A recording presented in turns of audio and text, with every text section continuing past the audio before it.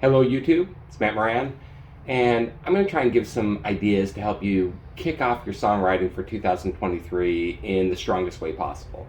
And you'll notice I'm in a new space. We'll kind of go through this a little bit more in a future video. We're in process of converting the garage to an office and studio space. We took on several house guests and we're excited to have them here, but it does require that we do a bit of shifting. So I've been organizing and building shelves and all that fun stuff. So I'll kind of give you an update on that maybe in a week or so.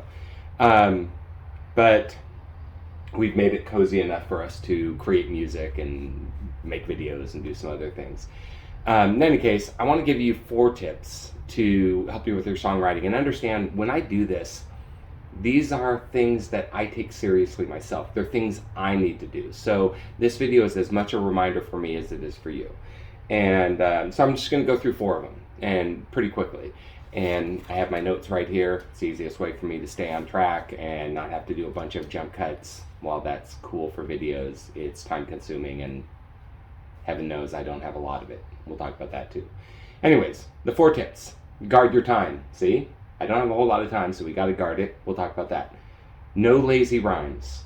Let's make a commitment to that for 2023. I'll talk about that a little bit more. Write at least one artistic phrase every day. Just one phrase. Doesn't even have to be a song. I'm not putting a big burden on you. Just ideas in a notepad like this, or like my songwriting notepad, which I keep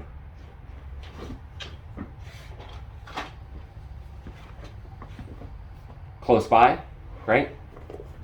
So have something that you're writing phrases in. You can move those over to a Google Doc later, whatever. So we'll talk about that. And then dispel with a couple myths. The first myth is you need to have an entire song idea laid out before you start writing the song. Hopefully it's obvious why that's not the case, but a lot of people and questions I see online and questions I've received talk about that. And then the other thing is, the other myth is, you don't need a super original, excuse me, you don't need a super original idea. So that's a myth as well. So let's go through each of these. The first is guard your time. Now, what takes our time? We have all kinds of things. Like I said, I have work that I do. I'm a software developer, so I've got to attend to that. I've got a relationship with my girlfriend and partner, Deb. I've got family that I need to try and do better staying in touch with. We have, any number of competing things. And then we have social media, and that's a big one. I wrote about it in my Substack recently that as much as I love my online friends, I need to be really careful with my time and guard it, because a week can pass, another week can pass. As a matter of fact, even this video, in the last week, I just ruined my finger. Had to have 7 stitches and couldn't play guitar for several days. We're back now. That's good. But, so in any case, you have all kinds of things that will take your time away. And if you don't guard your time, it's going to disappear on you. So guard your time. Social media, also looking for the silver bullet. That's what people do a lot of as songwriters and YouTubers. Every YouTuber is looking at the how to get the next 100 subscribers. I think I'm at 230. I'm not really pushing to be a YouTuber per se. I just want to talk about songwriting and put my songs out there. So pretty simple, probably not the best strategy for growth, but either way, stop looking for the silver bullet, get off social media as much as possible, and get down to creating. Brings us to our next point. No lazy rhymes. Just because frog rhymes with dog doesn't mean you need to add it to your song. So what happens is people are working on a verse, they have a rhyme that they like, or they have a line that they like. Maybe it's their second line in the stanza, and the 4th line's going to rhyme. Maybe they're just doing a 2 and 4 rhyming scheme, where the second line and the 4th line of a stanza rhyme. And so they put, tired like an old dog, whatever it is. So dog is the ending word. And they can't figure out a good word to rhyme with that song on the 4th line. And so what they'll do is they'll put in and I've done it, so believe me, but it's something I see a lot. They put in a word there that really doesn't fit the context of the song, but they force it to fit into that song. And as much as you may like just a tip to help you get past that, you may like that second line a lot, you would be better off to just reformulating the entire stanza, or at least write the ending line. And if you write the ending line, what you want to say, the impactful statement that's going to lead people into the chorus, for instance, it sometimes is a lot easier to create a rhyme in a backwards fashion like that. That's a way to get away from doing any lazy rhymes, but commit to no lazy rhymes this year. Write at least one artistic phrase a day.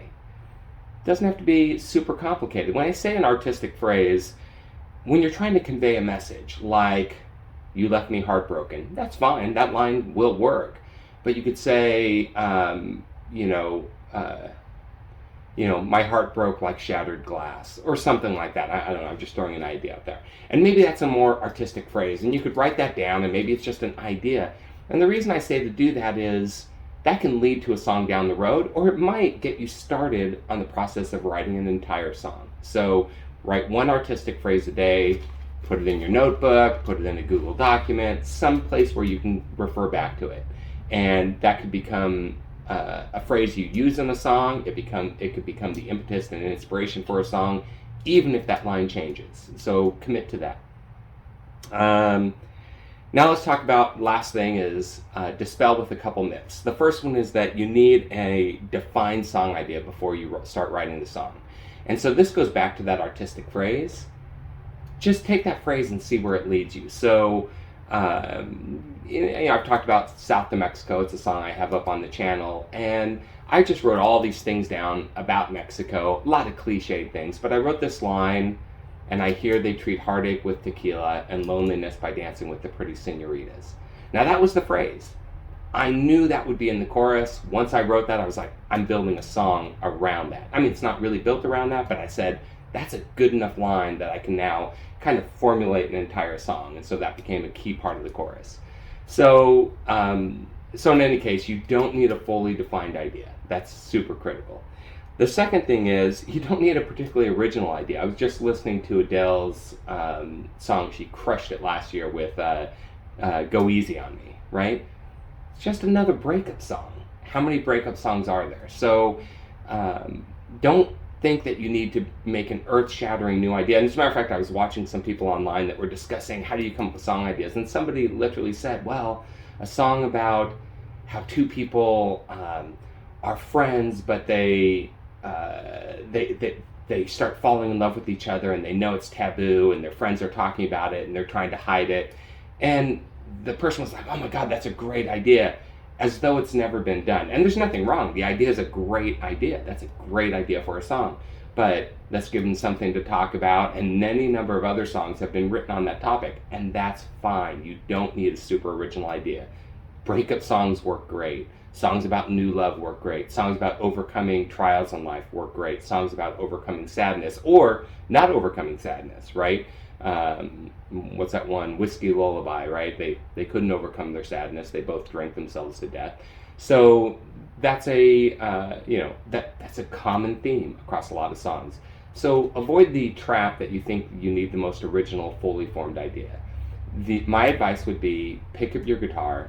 I use guitar, piano, whatever instrument you write with, or if it's just lyrics, and start writing some artistic phrases of common themes, of finding your way in life, of walking down a path. It doesn't really matter, because from that, you can start to build on it, and you will come up with a fully formed song, or at least it can guide you in that direction.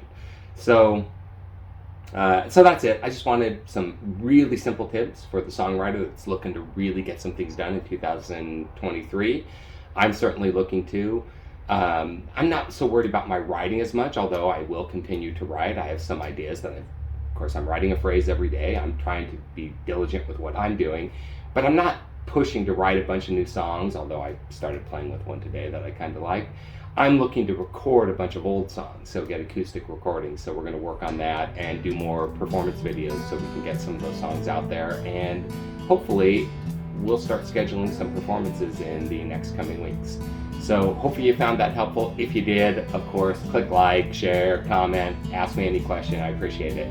And we'll catch you in the next video. See ya. I once believed that I was a good man until I was exposed to the darkness within. And then you found me and I found my religion. it all to the song and the sin.